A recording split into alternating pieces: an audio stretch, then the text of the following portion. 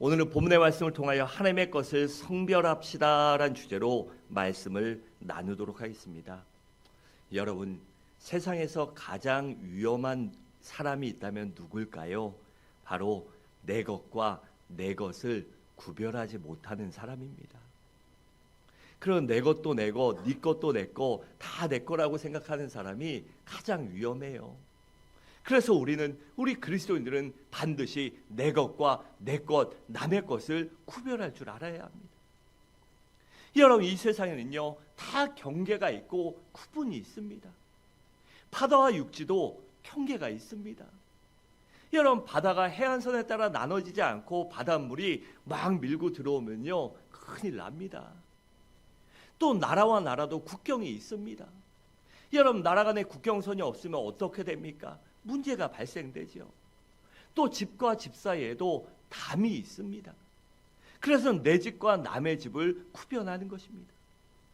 그러니까 내 것과 내 것이 있고 보통 사람이라면 그 정도는 구별할 줄 알아야 합니다. 여러분, 하나님께서는요, 온 우주 만물을 창조하신 후에 하나님의 형상을 따라 사람을 창조하셨습니다. 그리고 그 만드신 사람에게 온 우주 만물을 주시며 다스리라고 하셨어요. 창세기 1장 28절에 이렇게 말씀합니다. 하나님이 그들에게 복을 주시며 하나님이 그들에게 이르시되 생육하고 번성하여 땅에 충만하라, 땅을 정복하라, 바다의 물고기와 하늘의 새와 땅에 움직이는 모든 생물을 다스리라 하시니라 라고 했습니다. 여러분, 이렇게 하나님께서 온 우주 만물을 사람에게 다스리고 그것을 주셨지만 하나님이 주시지 않은 몇 가지가 있습니다. 특별히 내 것이다, 이것은 너희가 구별하여 내 것이기 때문에 내게 드려라 라고 그렇게 말씀하시며 절대로 그것에 손대지 말라고 하신 것이 몇 가지 있어요. 그 몇 가지가 바로 오늘 본문에 나옵니다. 여러분, 오늘 본문의 주인공 누구지요? 느헤미야입니다.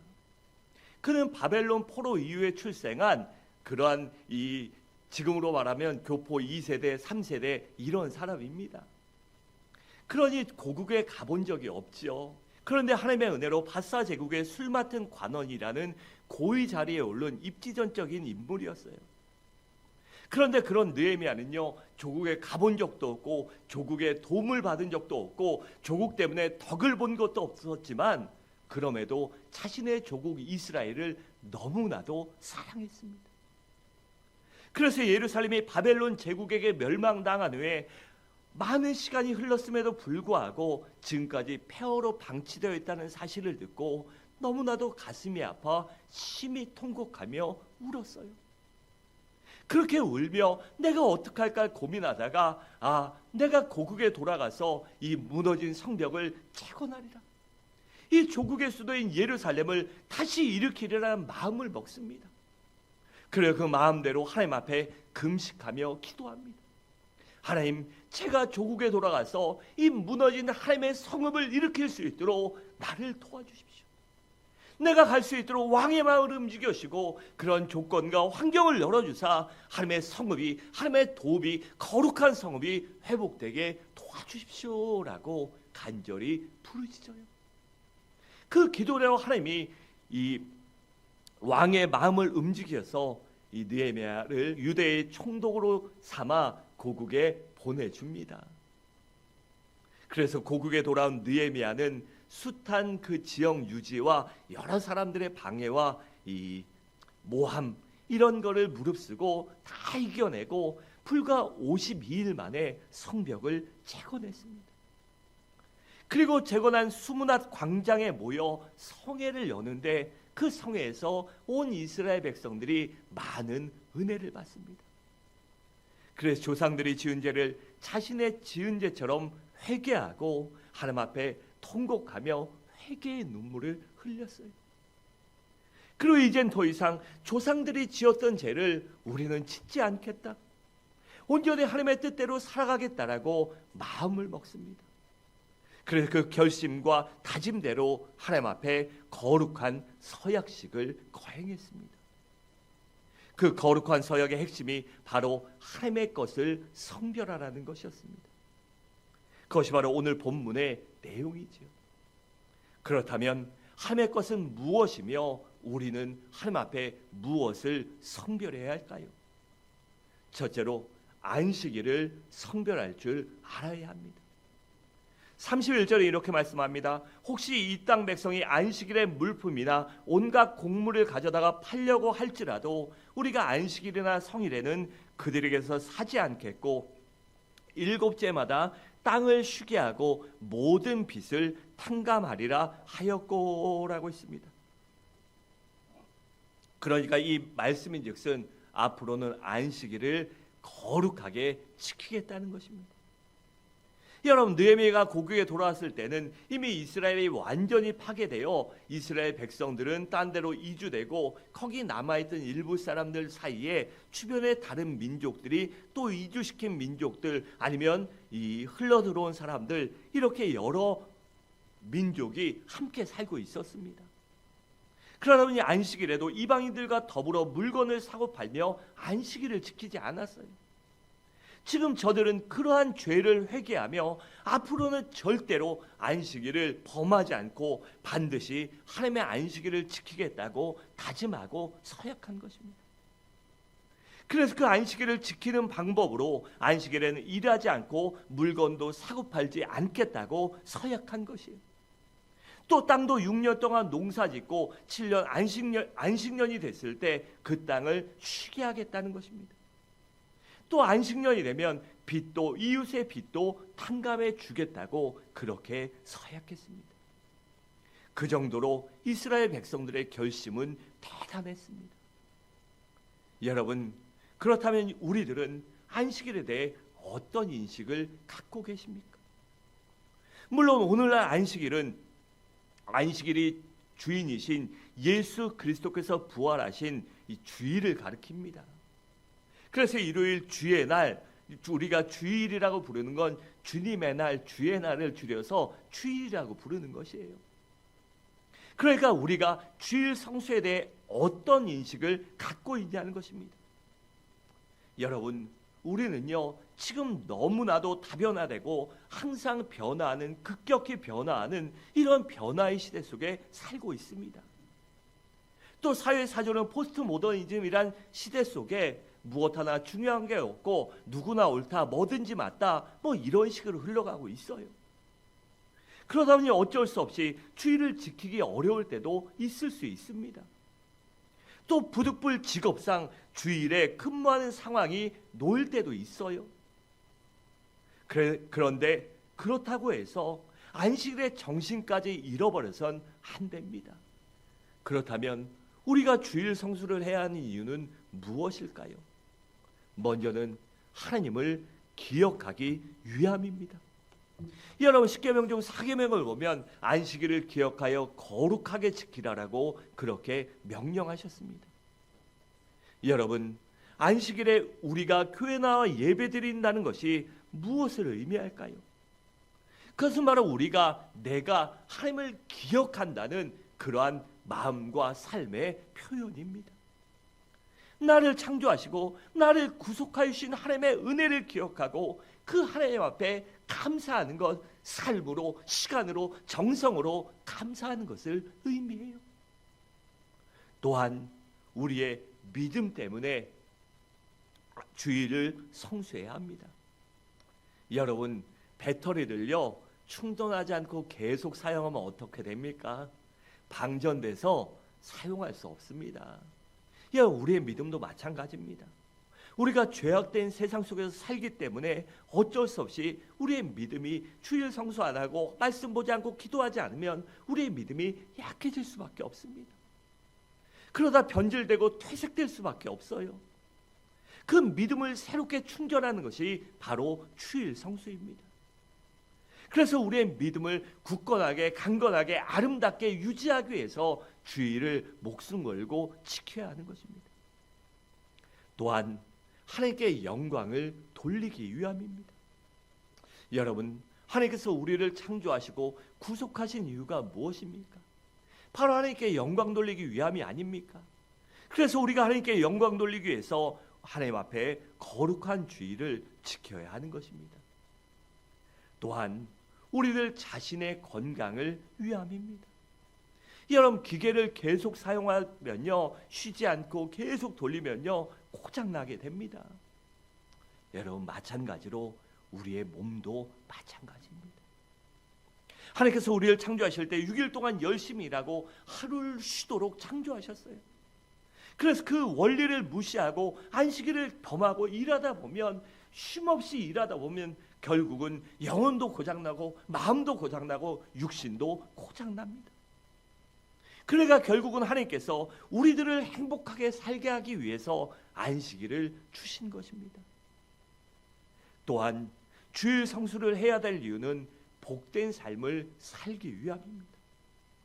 여러분, 느헤미야 13장에 보면 느헤미야가 성벽 재건을 마친 후에 왕이 돌아와라 보고 싶다 막 이런 얘기를 들어서요, 이 바사 제국의 왕궁으로 다시 돌아갑니다. 그리고 그곳에 가서 있다가 12년 후에 다시 고국에 돌아왔는데 이게 웬일입니까? 저들이 그렇게 안식일을 지키고 하나님 앞에 믿음으로 살겠다고 서약했지만 그 긴 시간 동안 안식일이나 그들의 믿음이 모조리 무너져버리고 말았습니다. 그래서 느헤미야가 유다의 모든 지도자들 민장을 불러다 놓고 엄히 꾸짖어요. 그리고는 안식일에 아예 물건을 사고 팔 수 없도록 성문을 닫아버리라고 합니다. 그리고는 22절에 보면 안식일을 거룩하게 하라라고 합니다. 그리고 안식일을 범했기 때문에 하나님의 재앙이 임해서 이 나라가 망한 것이다. 왜 이렇게 나라를 빼앗기고 우리가 포로 생활하고 백성들이 도탄과 어려움에 빠져 있는 것, 바로 하나님의 말씀을 범했고 안식일을 범했는데 그 사실을 깨닫고 회개하고 왜 다시 과거로 돌아가자고 야단칩니다. 여러분, 이사야 58장 13절과 14절에 이렇게 말씀합니다. 만일 안식일에 내 발을 금하여 내 성일에 오락을 행하지 아니하고 안식일을 일컬어 즐거운 날이라 여호와의 성일을 존귀한 날이라 하여 이를 존귀하게 여기고 내 길로 행하지 아니하며 내 오락을 구하지 아니하며 사사로운 말을 하지 아니하면 내가 여호와 안에서 즐거움을 얻을 것이라. 내가 너를 땅의 높은 곳에 올리고 내 조상 야곱의 기업으로 기르리라. 여호와의 입의 말씀이니라 라고 했습니다. 그러니까 이 말씀인즉슨 안식일은 누구의 것이요? 하나님의 날이라는 것입니다. 그래서 이 안식일을 하나님의 날을 거룩하여 성별하고 아름답게 지키면 그들에게 즐거움을 주시겠다고 합니다. 그리고 또 어떻게 해주신다고요? 높은 곳에 올리고란 바로 성공시켜 주시고 존귀하게 만들어 주시겠다는 것입니다. 또한 야곱의 업이란 물질의 축복을 베풀어 주시겠다는 것을 말합니다. 여러분, 안식일은 내 날이 아니고 주님의 날입니다. 안식일은 내 것이 아니고 하나님의 것입니다. 그러므로 이 날을 성별하여 구별하고 거룩하게 지키시기 바랍니다. 둘째로, 우리 그리스도인들은 성전을 성별할 줄 알아야 합니다. 우리 32절을 함께 읽겠습니다. 시작.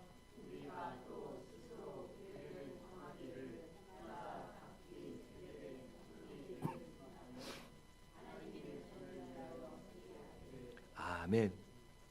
여러분, 그리고 33절부터 39절까지 보면 하나님의 전이란 말이 무려 7번이나 나옵니다. 그러니까 교회란 하나님의 전이기 때문에 우리는 성별할 줄 알아야 하는 것입니다. 여러분, 이스라엘 백성들이 앞으로는 어떤 일이 무슨 일이 있더라도 성전을 버리지 않고 돌보겠다고 서약하며 성전 관리를 위해서 성전세를 내기 시작했습니다. 그렇다면 왜 이스라엘 백성들이 성전을 돌보겠다고 서약했을까요? 그 이유는 바로 성전이 하나님의 집이기 때문입니다. 여러분, 열왕기상 9장에 보면 솔로몬이 성전을 짓고 봉헌식을 올렸을 때 하나님으로부터 응답이 왔어요. 9장 3절에 이렇게 말씀합니다. 여호와께서 그에게 이르시되 내 기도와 내가 내 앞에 간구한 바를 내가 들었은즉 나는 내가 건축한 이 성전을 거룩하게 구별하여 내 이름을 영원히 그곳에 두며 내 눈길과 내 마음이 항상 거기에 있으리니라고 했습니다. 이처럼 하나님의 집이기 때문에 우리는 돌보고 소중하게 여겨야 하는 것입니다. 또한 예수님께서도 12살 되셨을 때 성전을 가리켜 내 아버지의 집이라고 그렇게 말씀하셨어요. 누가복음 2장 49절에 이렇게 말씀합니다. 예수께서 이르시되 어째 나를 찾으셨나이까? 내가 내 아버지 집에 있어야 할 줄을 알지 못하셨나이까? 라고 했습니다. 여러분, 그래서 이스라엘 백성들은 원래는 철저히 성전 중심으로 살았습니다.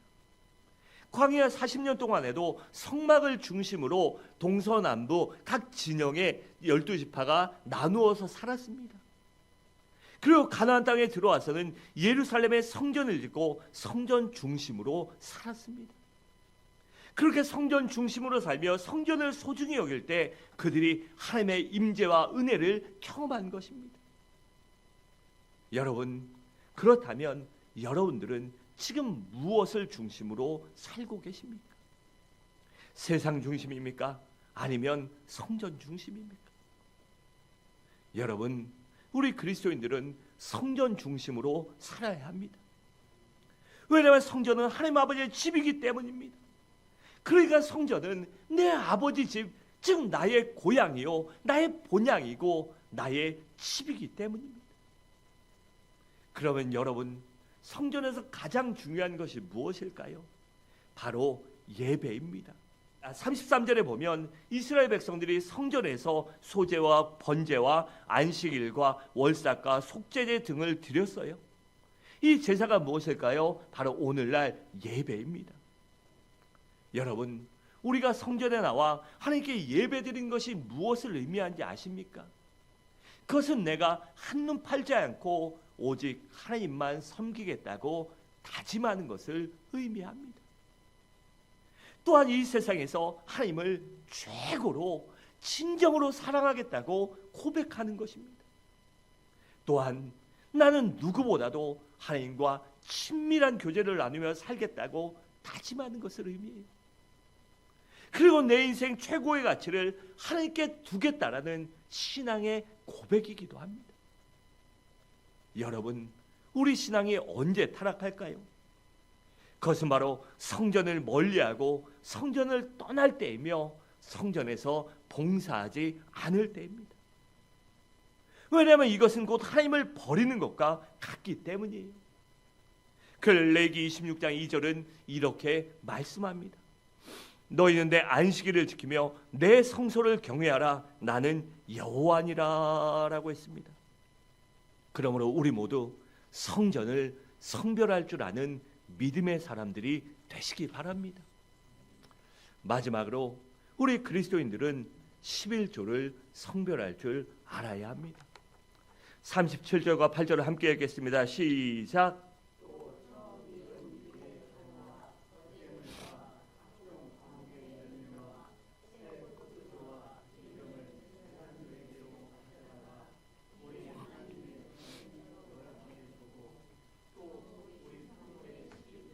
레위 사람들에게 주리라 하였나니 이 레위 사람들은 우리의 모든 성읍에서 산물의 11조를 받는 자임이며 레위 사람들이 11조를 받을 때에는 아론의 자손 제사장 한 사람이 함께 있을 것이요 레위 사람은 그 11조의 10분의 1을 가져다가 우리 하나님의 전 곳간의 여러 방에 두되 아멘.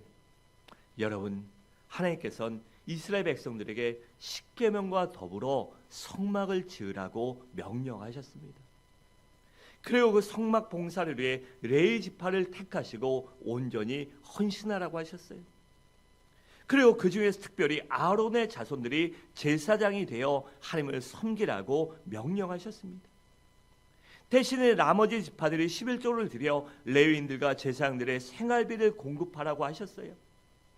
여러분, 왜일까요? 바로 출애굽할 때 하나님께서 애굽 땅에 있는 모든 육축과 사람의 장자를 치셨습니다. 그 10번째 재앙이잖아요. 그런데 하나님이 그때 이스라엘 백성들의 장자는 살려주셨습니다. 너희가 내 말을 믿고 내가 행하고 너희를 구속할 것을 믿는다면 너희의 집 문설주 좌우 문설주에 양의 피를 바르라고 하셨어요. 그리고 양의 피를 문설주에 바른 집들은 죽음의 사자가 넘어갔다. 패스오버, 유월절, 그래서 유월절 지키는 것 아닙니까? 애굽 땅에 있는 모든 육축과 사람의 장자, 바로 왕의 장자도 하나님이 치셨어요. 하지만 저들의 장자들은 살려주셨습니다. 그래서 장자들을 하나님의 것이라고 그렇게 말하는 것입니다.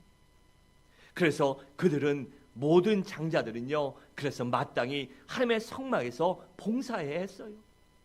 그런데 그렇게 되면 각 가정마다 상당히 큰 문제들이 발생할 수도 있습니다. 그래서 장자를 바치는 대신에 11조를 드리고 레위인들과 제사장을 섬기라고 그렇게 명령하신 것입니다. 여러분, 그렇다면 왜 11조가 중요할까요? 먼저 11조는 하나님의 것이기 때문입니다. 그래서 말라기 3장에서 11조를 드리지 않는 것을 하나님의 것을 도둑질한다고 그렇게 말씀하신 것이에요. 또한 11조를 드려야 제사장들과 레위인들이 성전을 섬길 수 있기 때문입니다. 그런데 이스라엘 백성들이 11조를 드리지 않자 레위인들과 제사장들이 먹고 살기 위해서 세상에 나와 일을 했어요. 그러다 보니 성전도 무너지고 예배도 무너졌습니다. 여러분, 이것은 곧 하나님을 버린 것을 말해요. 그게 어떻게 하나님을 버렸냐? 그런데 결과적으로 보면요, 그것이 하나님을 버린 것을 말합니다. 여러분, 신앙이 타락한 확실한 증거가 무엇인지 아십니까? 그것은 뭐로 하나님을 버리는 것이요, 성전을 버리는 것이고, 예배를 버리고 하나님 앞에 하나님이 주신 물질을 드리지 않는 것입니다. 내게 주신 시간과 정성과 몸과 마음과 물질과 삶을 드리지 않는 것, 그것이 바로 신앙이 타락했다는 것입니다. 또한 11조가 중요한 이유는 물질의 주인이 하나님이라고 고백하는 믿음의 행위이기 때문입니다. 그러니까 11조를 드리는 것은 물질의 주인이 하나님이시고 나는 그것을 받아 관리하는 청직이라는 신앙 고백을 하는 것입니다. 여러분, 살아갈 때요, 11조 쉽지 않습니다. 쉽지 않아요. 사는 게 빡빡할수록 11조 드리기 더 어렵습니다.